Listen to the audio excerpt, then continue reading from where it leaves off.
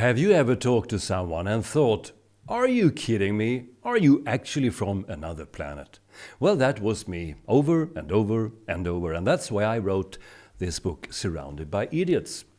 I am Thomas Erikson, and in the next few minutes I will show you what this book is really about and why it might just change the way you see every conversation you've ever had. Why should you listen to me about Surrounded by Idiots? Well, lots of people have enjoyed it so far, all over the world really. The book has sold today more than 7 million copies in 70 languages, I guess that's why. Its content resonates with a lot of people.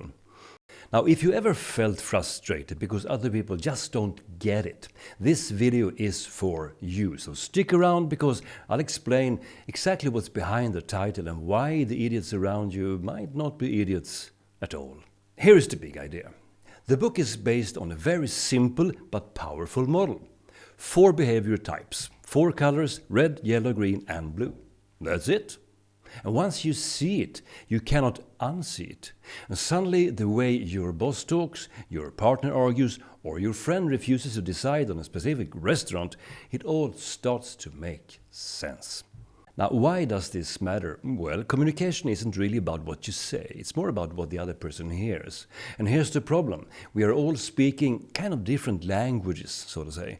But most of us think our way is the only way. That's why we do it. But you get frustration, conflict, and that feeling of being, well, surrounded by idiots. Here's a quick taste of the 4 types. The Reds want action. They want results like yesterday. Painfully impatient. Here's an example. My wife and the garden. One Sunday afternoon we were standing in the kitchen, looking out through the window. We had a cup of coffee in our hands, no stress. I said to her, have you seen that bush out there on the lawn? It's something wrong with it. It's a bit tilted, it's a bit, I don't know, something wrong with that bush. Maybe we should cut it, maybe we should sort of straighten it up, I don't know. What do you think? And I looked around and she was gone.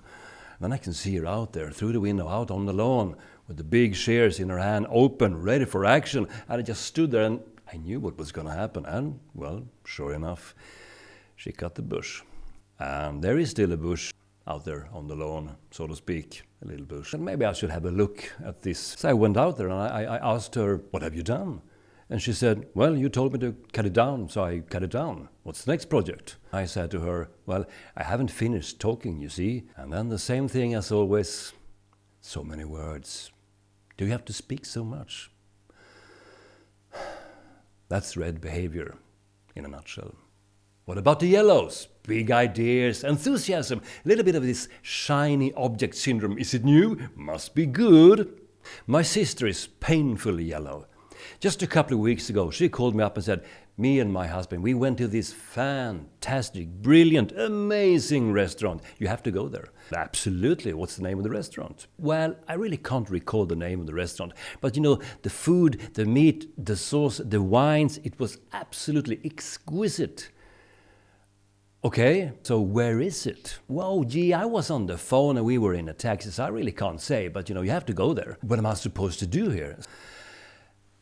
I tried this final question. I asked her, what did you have? Well, I had some kind of meat. I think my husband had the fish, but that's not the point. It's the wine, you know, in a combination and the sauces and everything. You just have to go. Of course, we'll go there. I'm afraid she's going to ask me in a couple of weeks what I thought about the restaurant, which I don't know the name of, and I don't know where it is, and I don't know the main menu. And I can't even call her husband and ask him because he's yellow too. That won't work at all. So that's yellow behavior. Fun to be around, but kind of tricky sometimes. So what about the greens? Well, green people, they are calm, steady, reliable, but sometimes they avoid conflict at all costs. Very uncomfortable. And by the way, changes is not their cup of tea. My green mother once was supposed to babysit our kids when they were small. So we planned it 3 months ahead. We were going to this dinner with another couple. So we booked her and she was coming. And the same morning the husband said, well, my wife is turning sick, so we have to cancel. So I called my mother up and said, well, unfortunately this dinner is cancelled. But as you have packed your bag already and you have planned to come over to us, how about you come anyway? Well, this is completely different. What's going to happen now? Instead of you taking care of us, we take care of you. How about it? This is a whole new situation. I have to call you back. And she hung up on me. Now, why is this a problem? Well, changes is a problem for green people. Maybe she had fancied some specific TV series or playing card with my kids.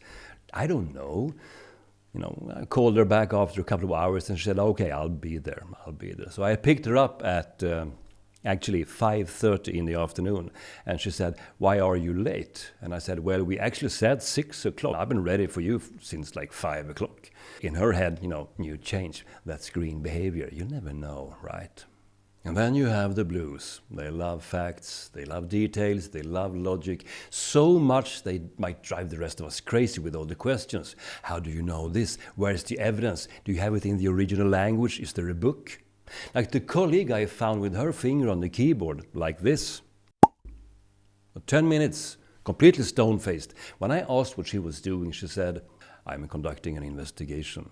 About what? How many rows there are in Excel. I asked her, can't you Google that? No. You have to find out for yourself. Everybody knows this. You can't trust anyone else. No. You have to find out, see the evidence with your own eyes.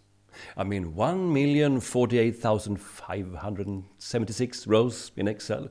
That's a pretty big spreadsheet. What are you going to do with this information? Well, that's interesting, don't you think? For a blue person, everything is interesting and worth digging into. That's blue behavior in a nutshell. Anyways, the point isn't to label people.